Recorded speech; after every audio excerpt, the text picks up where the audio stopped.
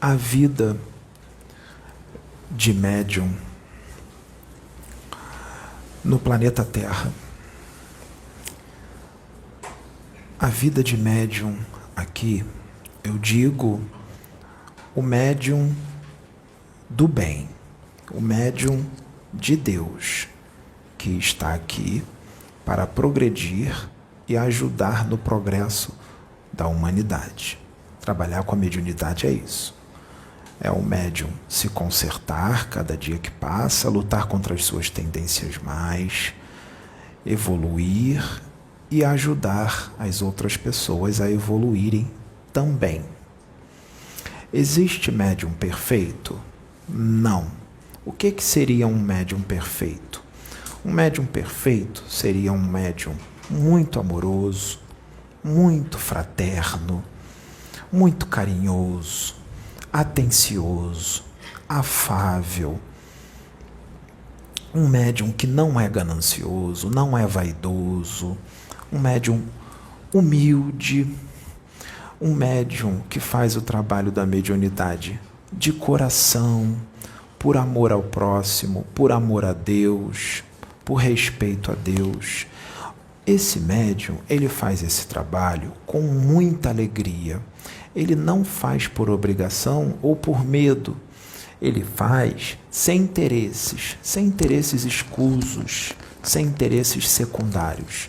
Ele faz de coração. O médium perfeito é aquele médium que também é muito intelectualizado, é um médium estudioso que procura sempre novos conhecimentos, não só na área da espiritualidade, da mediunidade, em outras áreas também, porque trabalhar com a mediunidade não é só trazer conhecimentos da espiritualidade. A mediunidade você traz um conhecimento geral. Então ele tem que ter sempre interesse nos estudos, conhecimentos edificantes de muitas áreas. O médium perfeito é intelectualizado e moralmente elevado. É um médium sereno, é um médium tranquilo, é um médium que compreende a limitação dos outros, é um médium que ama de verdade. Deus está ali, porque Deus é amor, então Deus vai estar presente. O médium perfeito é aquele que quer ajudar, principalmente se ele encarna, o espírito dele encarna num planeta onde a humanidade que habita lá aquele planeta é uma humanidade muito doente, que precisa de muita ajuda, muito doente emocionalmente, muito doente psicologicamente, muito doente espiritualmente. É uma humanidade sedenta de luz, sedenta de amor, sedenta de equilíbrio, sedenta de crescer. Então o médium é enviado por Deus para ajudar essas pessoas a se equilibrar, a curar as suas emoções, a curar a sua parte psicológica, psíquica e adquirir a tão sonhada paz de espírito. Porque você com paz de espírito, você está equilibrado, você está em comunhão com Deus. Se você está em comunhão com Deus, você passa a conhecê-lo. Se você passa a conhecê-lo, você na paz de espírito, em comunhão com Ele, você mesmo estando encarnado num corpo denso, totalmente diferente da realidade do espírito, você estará em paz, mesmo nesse sofrimento de estar num corpo denso. Você vai andar calmo, você vai andar tranquilo, você vai fazer as suas coisas tranquilo, sem pressa, sem ansiedade. Por quê? Porque você sabe que você é imortal e aquela vida física é tão curtinha, os dias passam tão rápido, as noites passam tão rápido, você fica vendo anoitecer e amanhecer, anoitecer e amanhecer, os pássaros cantam de manhã, o pôr do sol, o nascer do sol, o vento, as árvores. Você está ali vivendo, e você sabe que você sempre vai viver no universo, neste planeta ou em outros. Quando você vê, a vida do corpo físico acabou. Vamos dizer que seja pela velhice, com 90 anos, 95, 100, 110, 120, mas ela acabou e você continua vivo. Porque você morreu de forma saudável, você desencarnou de forma saudável.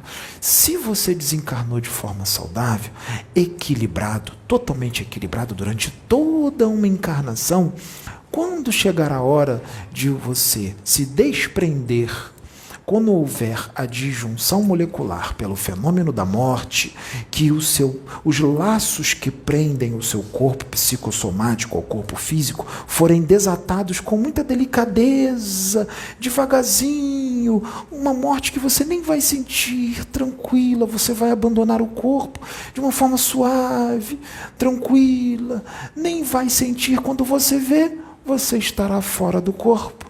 E irmãos extrafísicos estarão ali ao seu lado, te esperando, com um sorriso estampado no rosto imenso, com um amor imensurável, sem enxergar os seus defeitos, sem enxergar o que você errou, mas enxergando só o que você acertou, enxergando só o que você evoluiu, que você vai perceber que você deu um salto imenso na evolução.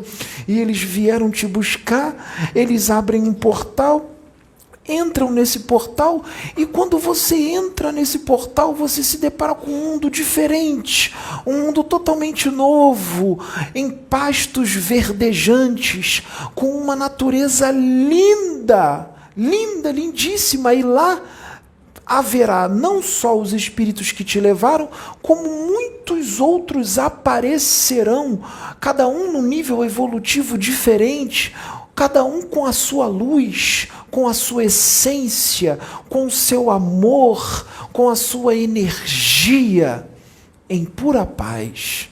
E você vai viver com eles, e lá você segue a sua caminhada evolutiva no plano espiritual, sem pensar na Terra, porque você já fez na Terra o que você tinha que fazer.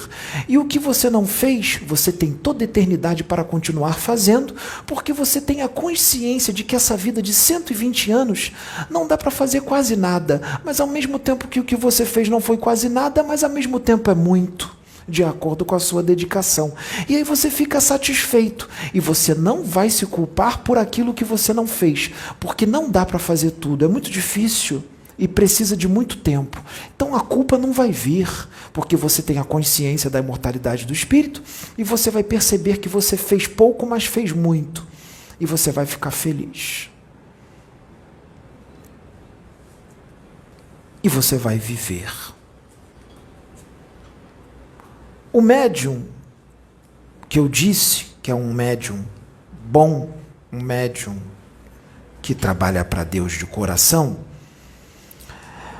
muitas pessoas não vão perceber que ele está incorporado, não vão perceber que ele está canalizado, porque não estarão vendo nenhuma ligação, nenhum fio fluídico ligado à mente do médium, ou a um espírito, ou a vários espíritos.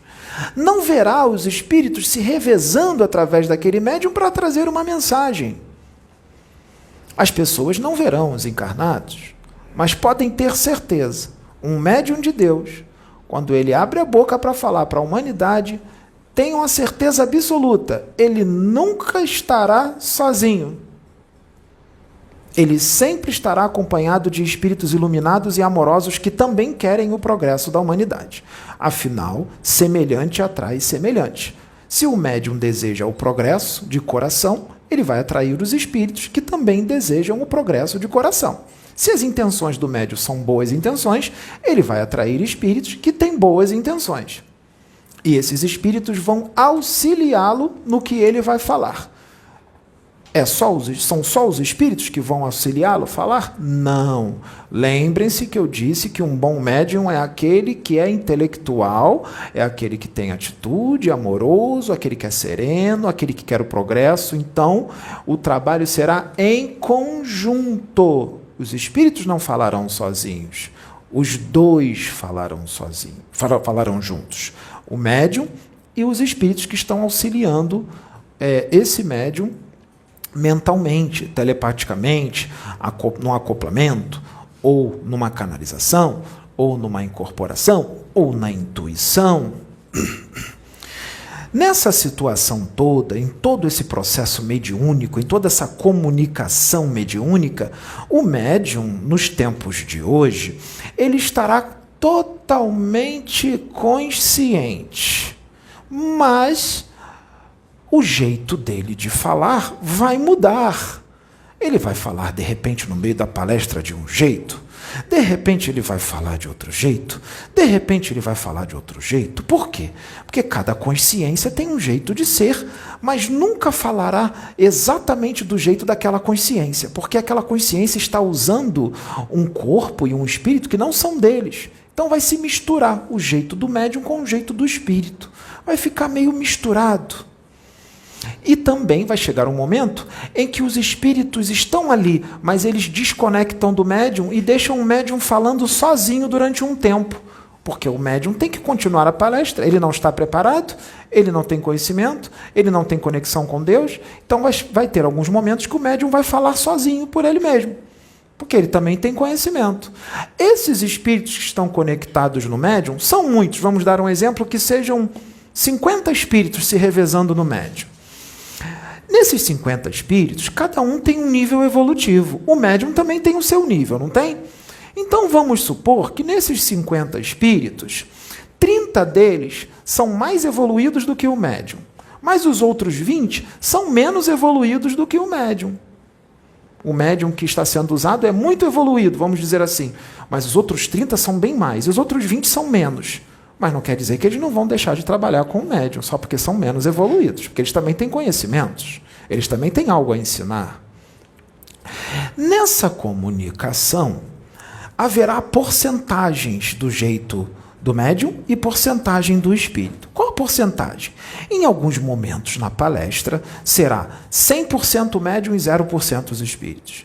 Em outros momentos será 10% médium e 90% os espíritos. Em alguns outros momentos será 50% médium e 50% os espíritos. Em outros momentos será 20% médium, 80% os espíritos. Num outro determinado momento será 15% médium e 85% os espíritos. E assim vai, oscila. Não há uma regra que nós vamos falar assim, olha, é sempre 20% o espírito e 80% o médium. Olha, é sempre 40% o espírito e 60% o médium. Não, nós não podemos seguir essa regra. E outra coisa, vamos supor que no momento da comunicação do médium, totalmente consciente, vamos dar um exemplo. Vamos supor que o espírito que está ali como comunicante principal, temos 50, né? 49 se afastaram, ficou só um.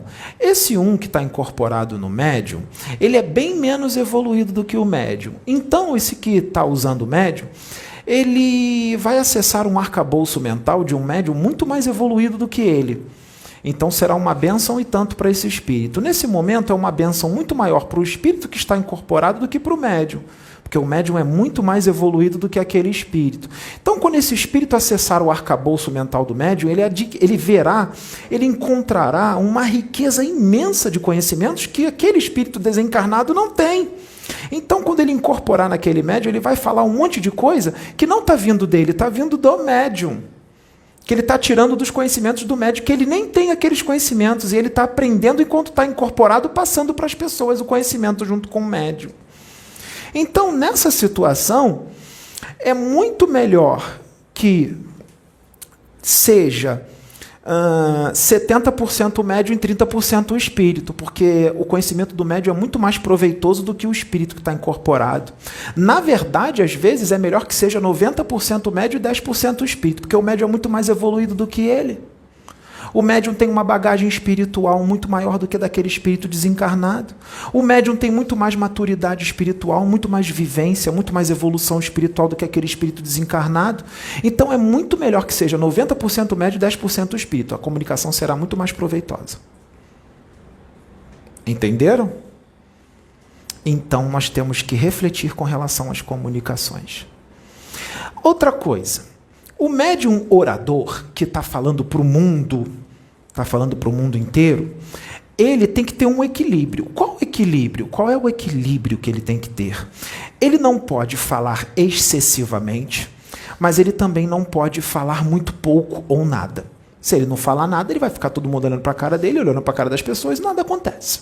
Então ele não pode falar demais e também não pode falar de menos. Ele também não pode fazer o seguinte, sair disparando sem pensar.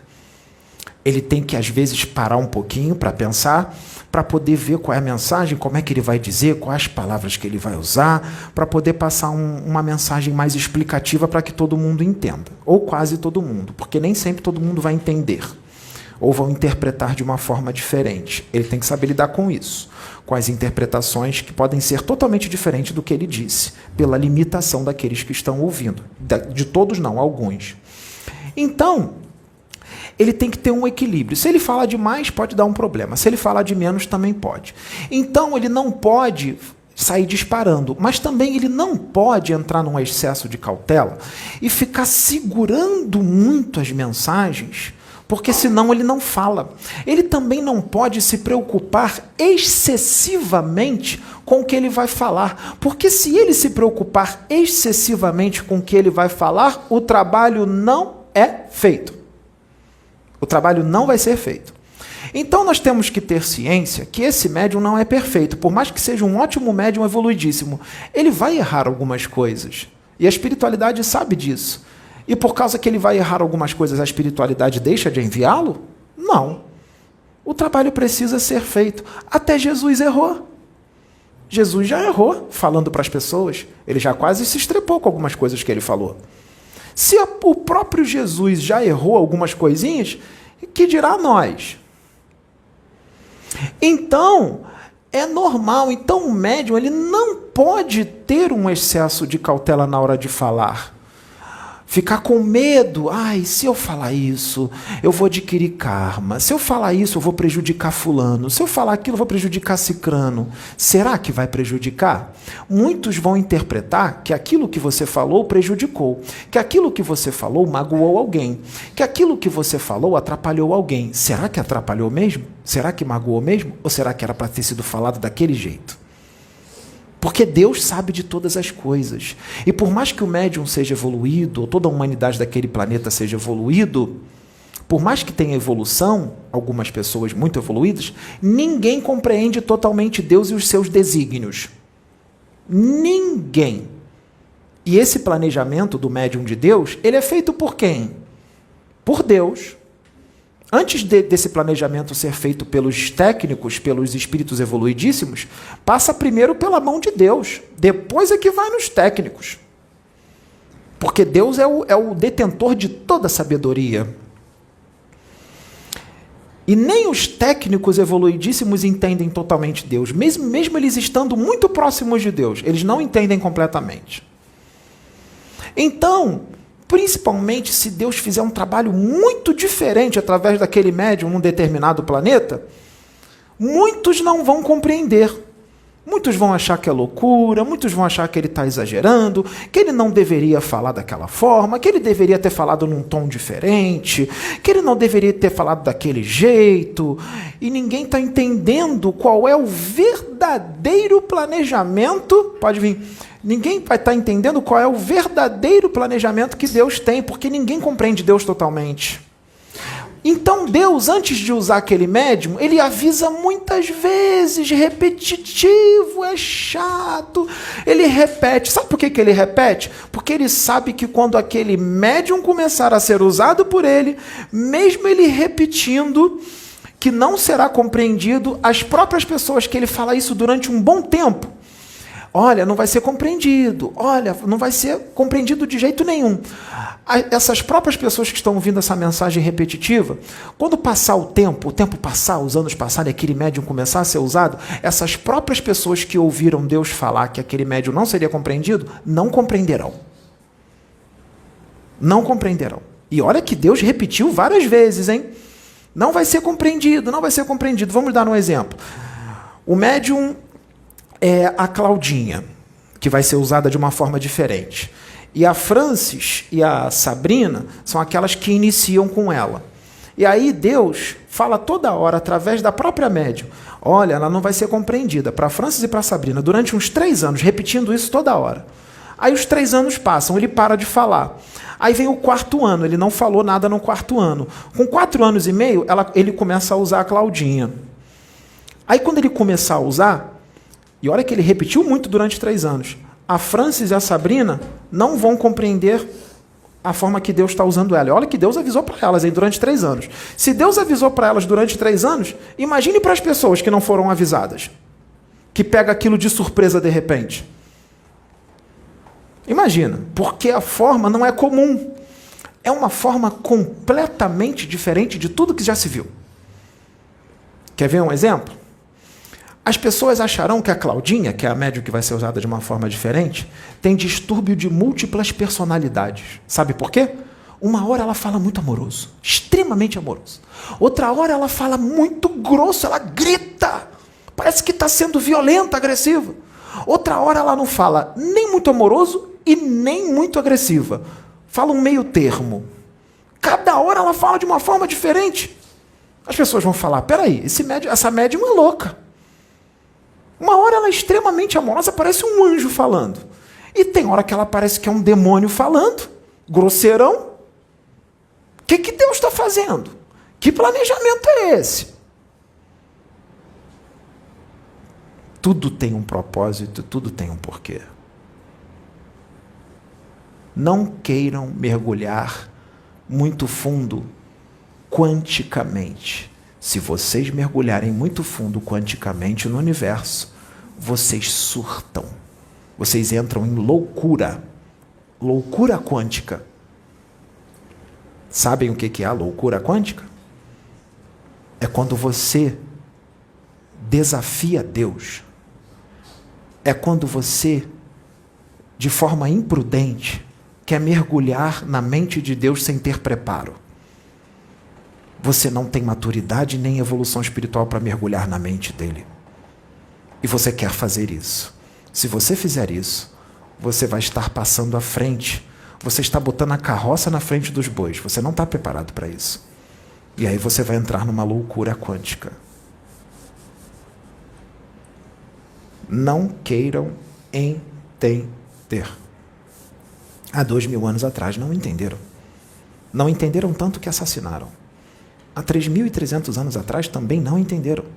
Não entenderam tão forte que assassinaram. Hoje não assassinam, mas difamam, caluniam e injuriam. E distorcem tudo que é falado. E manipulam outros, sabendo que está distorcendo. Distorce de propósito, porque entendeu o que foi dito.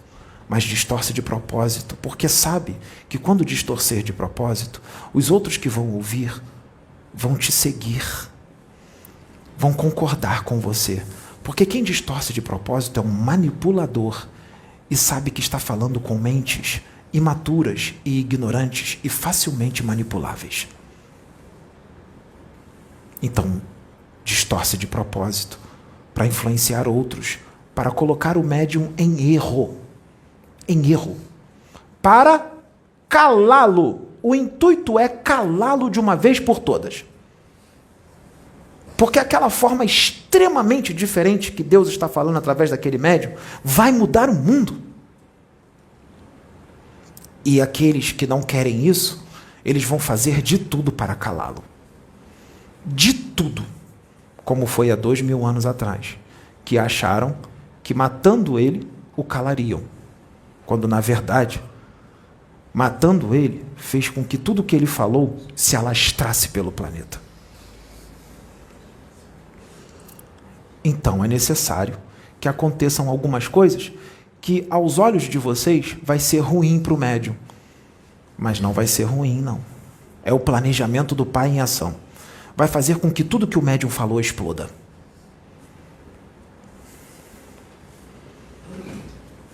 Quando isso acontece, que parece que foi um problema muito grande para o médium. Agora ele não vai poder mais pregar. E aí vai parecer que tudo acabou. E é aí que tudo começa.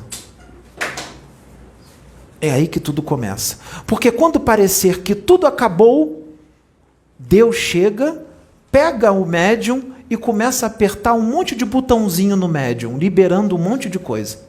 Começa a apertar um monte de botão nele, liberando um monte de coisa.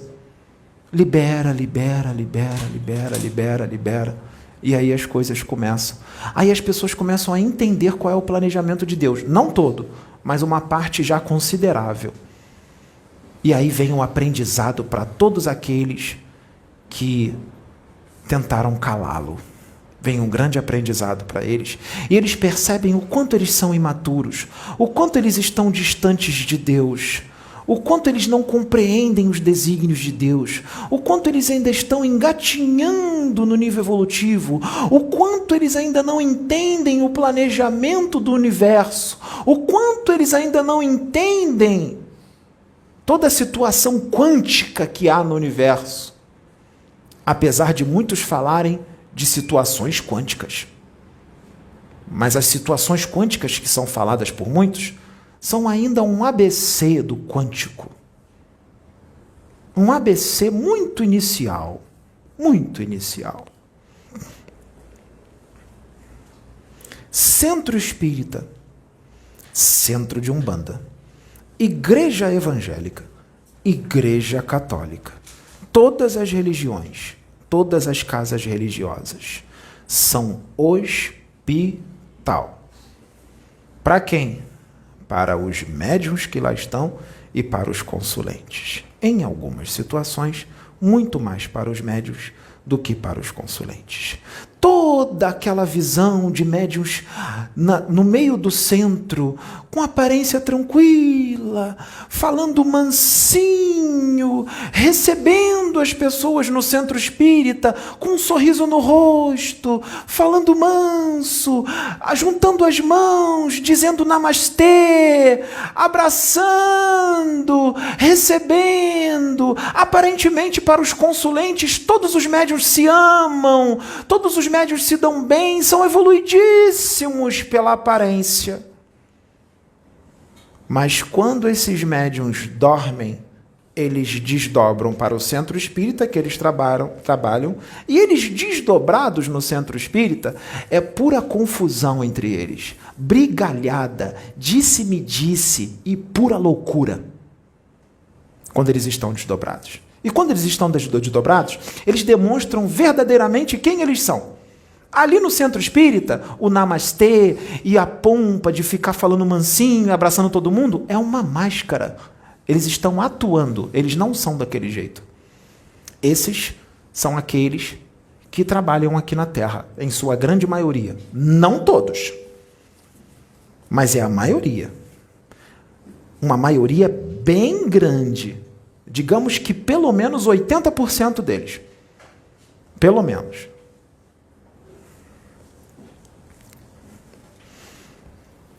Então, mas por que isso? Por quê? Porque os médiuns, em sua grande maioria, são espíritos endividados. Que dívida é essa? Que dívida é essa que eu não lembro? Eu estou tão bem, a minha vida é normal, eu nunca fiz mal a ninguém, eu nunca roubei, eu nunca matei, eu nunca fiz mal a ninguém. E há 15 vidas atrás? Mas eu não lembro, graças a Deus. Essa é uma misericórdia imensa do Pai para você. Não queira lembrar, porque senão é capaz de você se transformar num ovoide mesmo estando encarnado, de tanta culpa.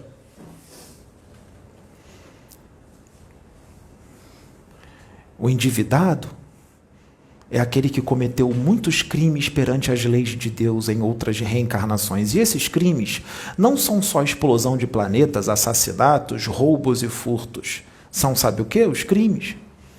Sede de poder. Sede de comandar, sede de dominar, muito forte. Orgulho, arrogância, muito forte, numa potência muito grande. Isso é crime perante Deus. Porque o orgulho, a arrogância, a sede de poder, o egoísmo, ele, se for muito forte em outras vidas, ele destrói muitas outras vidas. Então, é um crime tanto. Porque o seu orgulho pode destruir um planeta. A sua arrogância pode destruir famílias inteiras, centenas de famílias. A sua arrogância. O seu egoísmo pode causar a morte de muita gente pela fome. Então, são crimes muito pesados. Entenderam? Então, Deus coloca essas pessoas como médiuns para ajudar outros, que é uma forma de quitar esses débitos muito mais rápido. Colocam eles para estarem num centro espírita, por exemplo, ou para ser um pastor evangélico, ou para ser um pai de santo da Umbanda. Coloca para ser um dirigente, ou médiuns ali. Ele está no esquecimento. Todos eles estão no esquecimento. Mas podem ter certeza, todo o jeito deles de ser vai eclodir muito forte na presente encarnação. Podem ter certeza, porque o corpo mudou, o esquecimento está ali, mas a essência do espírito está viva e ativa. Muito forte. Muito forte. E aí o que acontece? Se o jeitinho de ser dele vai eclodir, então se ele é arrogante, orgulhoso e gosta de mandar, sedento de poder, gosta de comandar, tudo isso será trazido para o centro espírita. Ele vai querer comandar. Ele vai querer mandar. Toda a arrogância dele será demonstrada ali. O que é o arrogante? É aquele que acha que está certo em tudo. Só ele está certo. Só ele pensa. Os outros estão sempre errados. Se os outros concordarem com ele, muito que bem. Se não concordarem, ele não aceita. Ele sempre está certo. Ele quer comandar. Uma sede muito grande de comandar, de mandar no trabalho ali. Ele pode ser prepotente, ele pode ser vaidoso, mas vamos ficar só na arrogância, que já é o suficiente. E aquela arrogância é forte, hein? Foram 15 encarnações arrogantes, destruiu um monte de gente por causa da arrogância fortíssima. E ela não vai sair de uma encarnação para outra. Até porque já tem 15 encarnações que isso não é resolvido. Na 16ª ele vai encarnar com tudo isso resolvido? Não, ele vai trazer. Ele vai trazer aquilo tudo de novo, mesmo estando no centro espírita. Com todos os conhecimentos que ele estudou. Se tornou um intelectual e tanto. Estuda bastante. Mas a arrogância está ali. Porque o estudo não vai tirar a arrogância. Não depende só do estudo. Você tem que se dedicar de verdade na reforma íntima para tirar aquela arrogância. E se você é arrogante, então você está sempre certo em tudo. Então, se as pessoas tentarem te alertar, olha, você está arrogante, você vai aceitar? Não, você é arrogante. Você não vai aceitar. E a arrogância forte, eu estou falando de uma coisa, tá? Tem várias outras coisas, né? Eu estou falando de uma paixão. A arrogância, ela abre uma porta escancarada para a entrada de espíritos que também são arrogantes.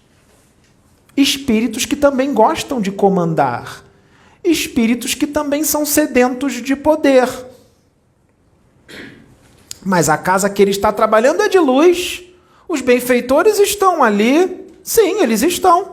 Eles vão impedir a entrada dos outros? Não, eles vão deixar entrar. O médium chamou, o médium convidou. Mas então ali tem 10 médiums. O médium que convidou foi um. E os outros 9? Ah, os outros 9 são muito amorosos. Eles só sintonizam com benfeitores evoluídos. Então o que vai acontecer no centro? O que vai acontecer é que os 9 que estão direitinhos, eles vão estar ali com os seus mentores. E aquele que está complicado vai estar também com os seus mentores. Todo mundo junto no centro. Essa visão de que os mentores de luz vão impedir a entrada deles é ilusória. Tira isso da cabeça. Não é assim que funciona, não. Não é, não. É claro, numa ocasião ou outra, eles podem impedir, porque vai ser feito algum tipo de trabalho que eles não querem a presença dos trevosos ali. Mas na maioria dos casos, eles entram. Eles entram. E aí, vamos supor que a Andréia, que está aqui, é uma dessas médiums direitinhas, que está direitinho com os mentores dela aqui, tudo em volta delas. O mentor daquele médium complicado é um espírito trevoso. Vai olhar para a Andréia, vai ficar com raiva dela, porque ela é contrária aos propósitos do espírito trevoso que está com aquele médium. Então, o que aquele espírito trevoso vai tentar fazer quando vê a Andréia? Vai tentar dar um choque elétrico nela, vai cuspir nela, só que ela está cheia de guardião em volta. Eles já ficam na frente e falam, aqui você não toca. E ele não toca, fica aí. Senão as coisas vão engrossar. E engrossa mesmo, dentro do centro. E os encarnados não estão vendo a batalha. Os encarnados não estão vendo a batalha. Os 9 vão deixar de fazer o trabalho por causa daquele umzinho que está ruim?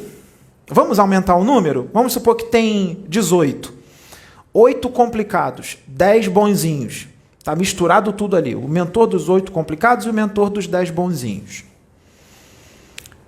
A espiritualidade maior vai deixar de fazer o trabalho por causa dos 8 médios complicados e os mentores complicados que estão com ele, os trevosos estão com eles? Não. Vai estar todo mundo ali junto e misturado no centro espírita, os da luz e os das trevas. Se vocês abrissem a visão para ver como é que é dentro de um centro espírita, vocês iam sair correndo, porque é tudo misturado. Então, naquele centro espírita, isso serve para as outras religiões, tá bom? Eu vou falar centro espírita, mas serve para as outras. Naquele centro espírita,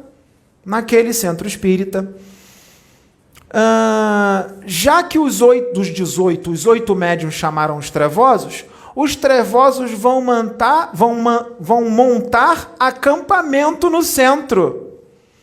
Acampamento? Vão.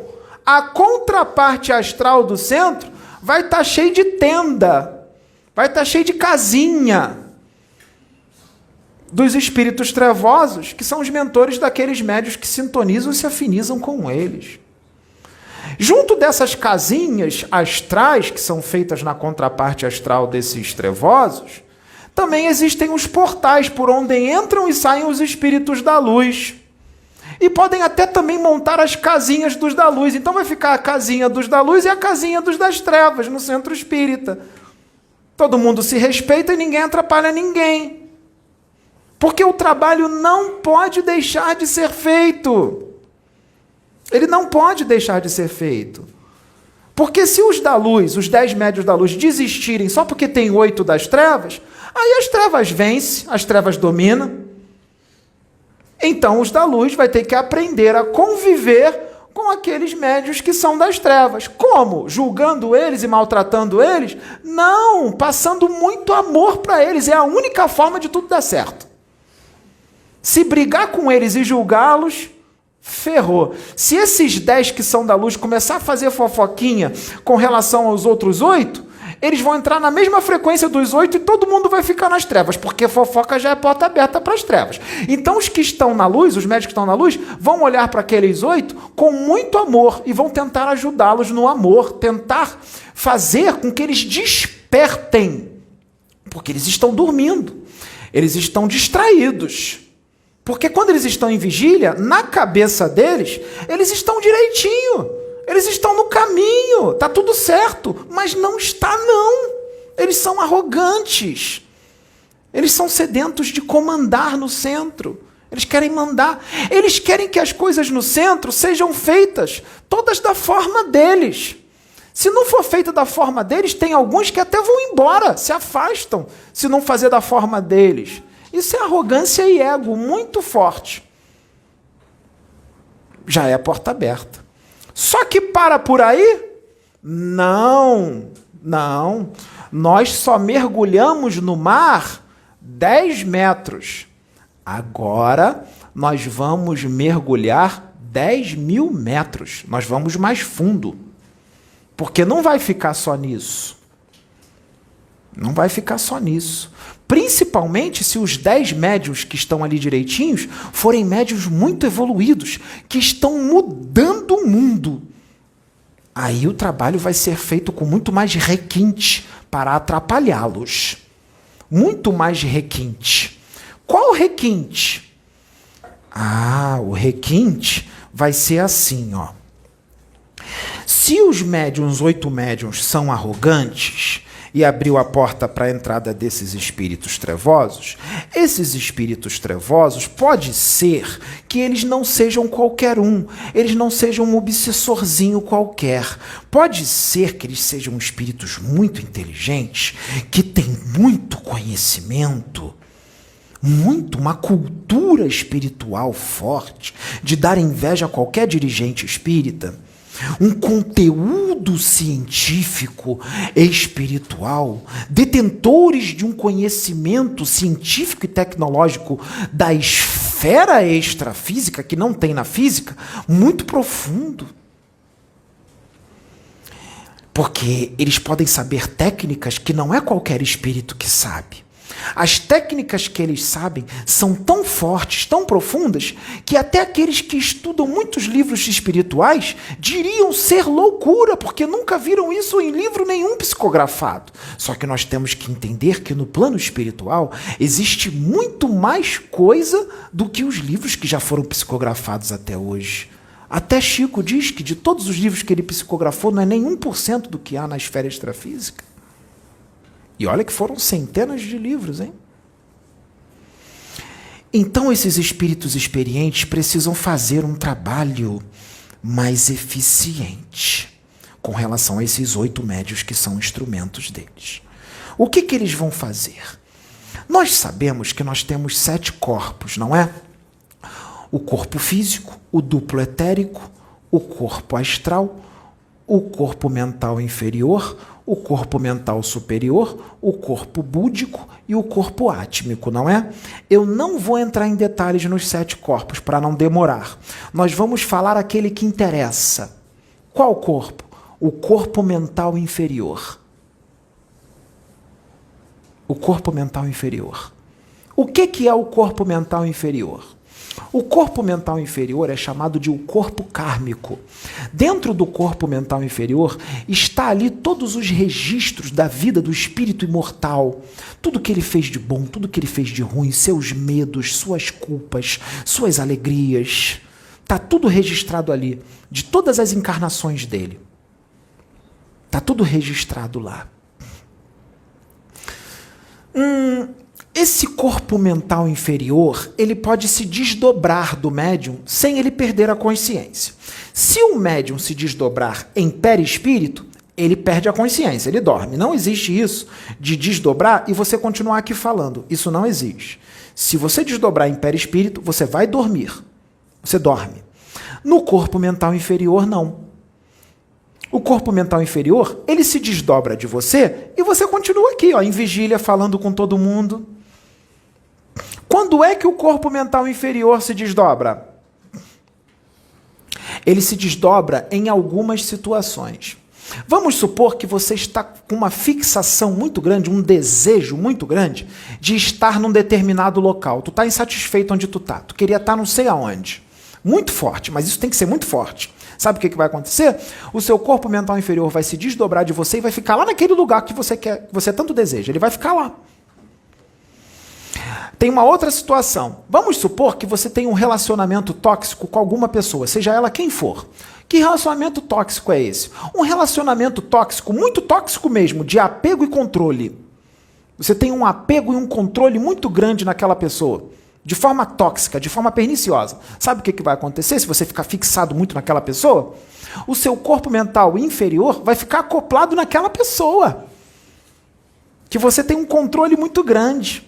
Que você tem um apego doentio. Vai ficar nela. Mas existe uma outra forma também do seu corpo mental inferior sair. É o caso dos médiuns arrogantes. Nesse caso, os espíritos das trevas, eles vão sequestrar o corpo mental inferior desses médiuns. Sequestrar.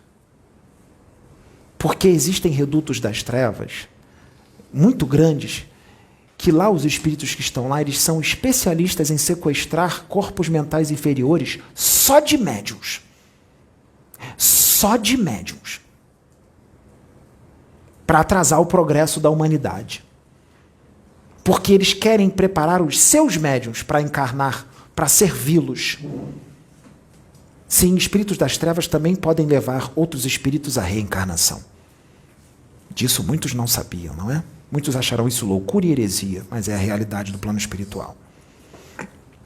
Então, o que acontece quando ele sequestra o corpo mental inferior de um médium? Quais são os sintomas? O que o médium vai sentir? O médium vai se sentir perdido. O médium vai se sentir, poxa, é estranho, eu estou aqui, mas parece que eu estou em outro lugar. Às vezes vem umas imagens de tristeza na minha mente, de puro sofrimento e dor, de gritaria, de uivos. Eu não sei por que eu tenho isso. Será que é minha mediunidade? Será que eu estou vendo o umbral? Esse médium, ele vai sentir uma vontade de não viver. Ele vai perder o sentido da vida. Ele não quer viver mais. Ele vai ficar dizendo, minha vida não tem sentido. Ele vai ficar triste. Lembrando que nós não podemos generalizar. A depressão, a tristeza e tudo isso pode ser causada por um problema endócrino, pode ser causada por outros problemas, tudo bem? Não vamos generalizar, senão todo mundo vai dizer assim, eu sinto isso, então meu corpo mental inferior foi sequestrado. Não, não é regra, tá? Não é regra, para que todos não fiquem achando, eu estou sentindo todos esses sintomas que o Pedro está falando, então meu corpo mental inferior foi sequestrado. Não, não foi não. Você pode estar com algum problema endócrino ou com uma depressãozinha. E aí você sente essas coisas. Não é questão do seu corpo mental inferior que foi sequestrado, não. Mas aqueles que têm o corpo mental inferior sequestrado têm vontade de não viver mais. Se sente perdido, sente angústia, tristeza, vontade de chorar sem motivo, do nada. E fica com esses sintomas, quando o corpo mental inferior foi sequestrado. Então, o que a gente vai fazer para recuperar esse corpo? Porque esse corpo também pode ser sequestrado com o médium em vigília, mas pode ser sequestrado também, se vamos supor que o médium sofre um acidente e entra em coma. Nossa, quando ele entra em coma, fica fácil para tirar o corpo mental inferior. Então, como é que a gente vai fazer para recuperar esse corpo mental inferior? O que aquele médium tem que fazer para ter o corpo mental inferior dele recuperado? A reforma íntima. Ele tem que decidir de uma vez por todas equilibrar tudo aquilo que está desequilibrado em forma excessiva. Ele tem que parar de ser arrogante. E ele tem que fazer o quê? Se ele é muito arrogante, vai ser difícil ele admitir que ele é arrogante. Então ele vai ter que puxar uma força muito grande de dentro dele para admitir que ele tem aquele problema. Ele vai ter que pegar um pouco de humildade e admitir. Porque enquanto ele não admitir, enquanto ele continuar naquela arrogância, o corpo mental inferior dele fica lá. Quem é que luta por ele? Quem luta por esse médium são os benfeitores espirituais. No plano espiritual e também usando os seus médiuns que têm esse conhecimento para alertá-los.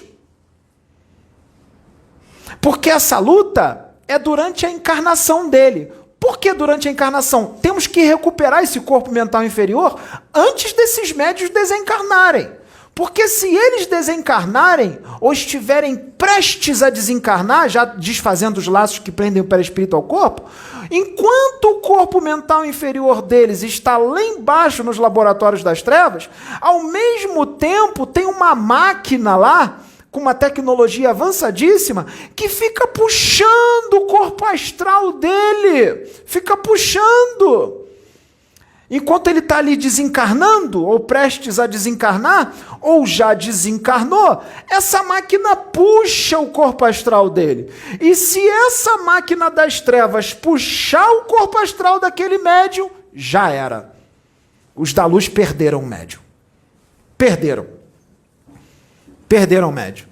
Aí, se isso acontecer, esses espíritos das trevas vão preparar a encarnação daquele médium.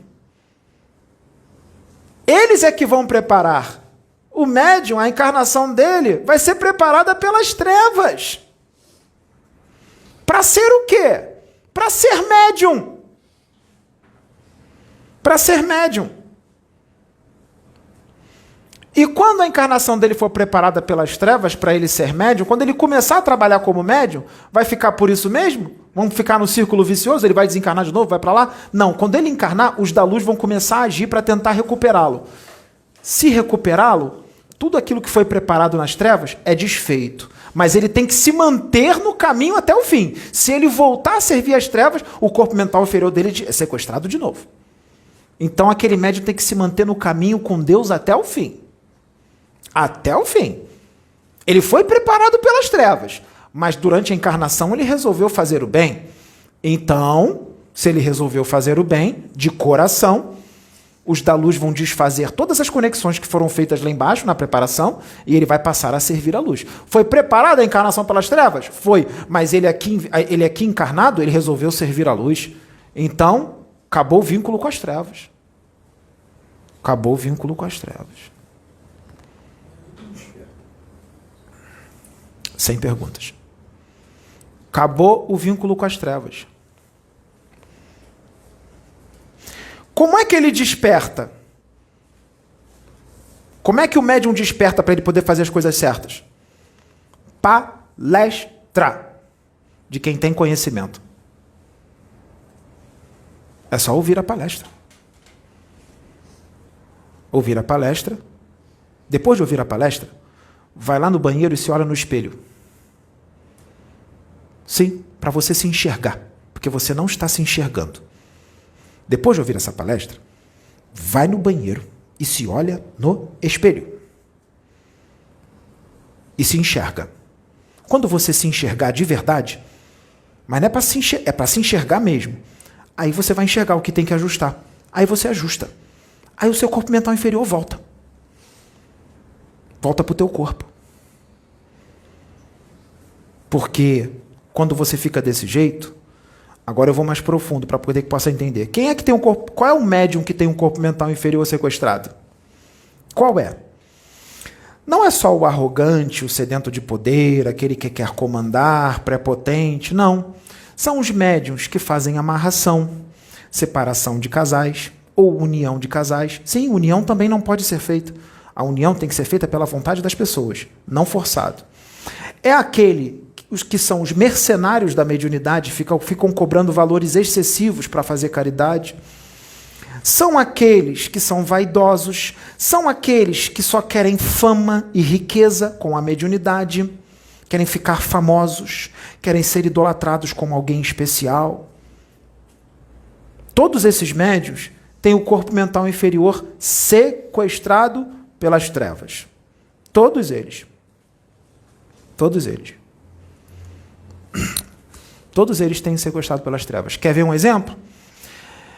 Existiu um caso de um médium que teve a sua encarnação preparada pelas trevas, nesses redutos. Quando ele encarnou, sabe o que ele fez? Ele ficou no caminho certo com Deus. Ele usou a mediunidade dele à luz do Evangelho do Cristo. Durante um bom tempo. Vamos dar um prazo aí. Durante 10 anos, direitinho. Aí sabe o que aconteceu? Quando ele ficou no caminho do Cristo, usando a mediunidade à luz do Evangelho do Cristo, os benfeitores desfizeram todas as conexões que foram feitas lá embaixo pelas trevas. Ele se tornou um médium da luz. Ele não tinha mais vínculo nenhum com as trevas. Mas, de repente, a ganância começou a entrar nesse médium. Ele ficou conhecido, começou a ficar famoso. Aí a ganância entrou. Junto com a ganância entrou a vaidade. A vaidade, porque as pessoas estavam venerando muito ele. Ele começou a ficar vaidoso. E começou a perceber que ele poderia ganhar muito dinheiro com a mediunidade. Quando isso aconteceu, Os benfeitores desdobraram ele e começaram a conversar com ele. Fulano, para, senão seu corpo mental inferior vai ser sequestrado e você vai vender a sua alma ao diabo com essa atitude. Isso é vender a alma ao diabo, que é um espírito das trevas. E ele não ouvia os benfeitores. Voltava para o corpo e continuava naquele processo de vaidade e ganância. O que aconteceu? Aqueles que prepararam a encarnação dele lá nas trevas foram todos para cima dele e sequestraram o corpo mental inferior dele.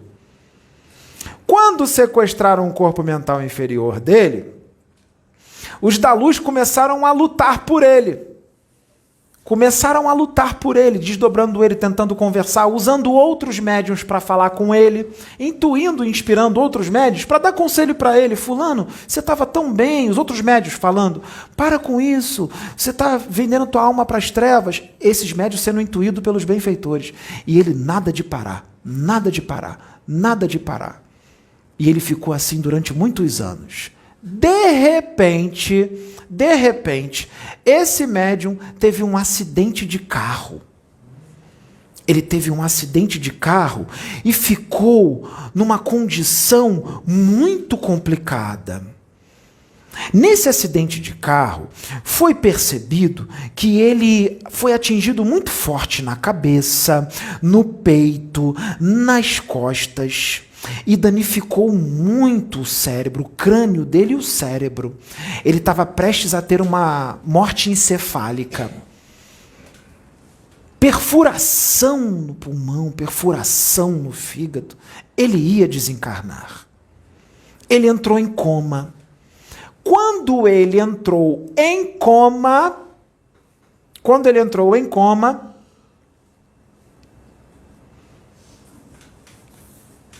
o corpo mental inferior dele foi. Pegaram o corpo mental inferior dele. Quando pegaram o corpo mental inferior dele, ele ainda não tinha desencarnado. O perispírito ainda estava no corpo dele. O perispírito estava no corpo dele. Então, o que os benfeitores iam fazer? Os benfeitores falaram assim, bom, esse médium era a última encarnação dele aqui na Terra. Se a gente deixar o corpo astral dele ser sugado lá para baixo, os espíritos das trevas vão preparar uma nova encarnação para ele e ele vai continuar fazendo besteira. Era a última encarnação dele, então ele perdeu a chance. O que nós vamos fazer? Nós vamos fazer o seguinte, nós vamos tirar esse corpo mental inferior dele de lá, não para ele ter uma nova chance aqui, mas para ele poder ser exilado. Para ele poder ser exilado e não encarnar de novo mais aqui, porque a chance dele acabou. Então, o que eles vão fazer? O médium está lá no hospital em coma, o corpo astral está dentro dele, ele ainda não desencarnou, mas o corpo mental inferior já foi lá para baixo. E a máquina já estava querendo puxar o perispírito dele, aquela máquina, lá embaixo. Então, os benfeitores não perderam tempo. Quem são os benfeitores? Alguns pretos velhos e alguns Exus. Os Exus fazem isso, os guardiões da luz. Fizeram o quê? Pegaram um médium que estava no caminho direitinho, pegaram a Andréia, por exemplo, é a médium que está no caminho direitinho. Desdobraram ela pelo sono. Desdobraram ela. Levaram ela lá onde está o médium no hospital. O médium está lá no hospital em coma. Levaram ela. Aí, o que o Exu fez? O Exu deitou essa médium encarnada, desdobrada, numa maca, numa espécie de maca, pegou o perispírito do médium acidentado, que estava em coma, e ele começou a imantar o perispírito desse médium, que está desencarnando, no perispírito da médium desdobrada. Eles iam coexistir, é como se fosse uma fusão.